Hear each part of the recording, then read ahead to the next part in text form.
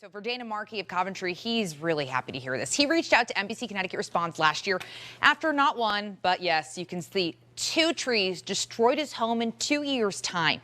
He wishes this situation on no other property owner, and he hopes this new law helps. This one here is the second tree that cut my house in half, pretty much.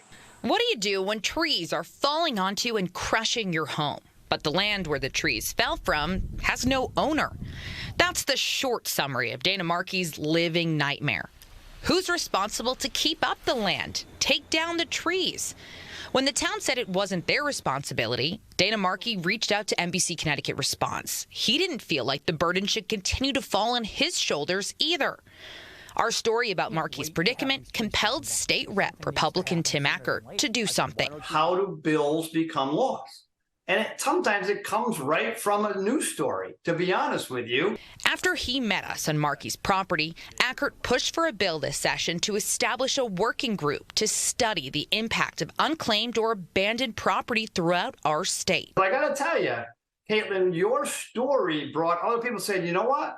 We had that issue in our community. The task force will work to find solutions to help avoid conflicts between homeowners and cities and towns, like in Markey's situation. Who's the responsibility of this? Here's a vacant piece of land. You know, how do we address that? That bill was signed into law by Governor Lamont Monday. Markey tells NBC Connecticut Response he's grateful that we helped bring light to no man's land located around the state, and for Representative Ackert for passing a bill on his behalf, so no one has to deal with the headaches he's had to. Ackert also hopes this law helps reduce eyesores of vacant properties, too. Thank you for your work and your station's work on this to bring this attention to us, because sometimes that individual didn't know where to go to, got to you, and then that transpired into where we could take action. So thank you for your work.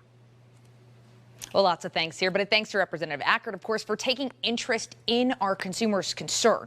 So now the task force has 30 days to fill its board. Ackert hopes to be on it. Of course, we'll keep you posted.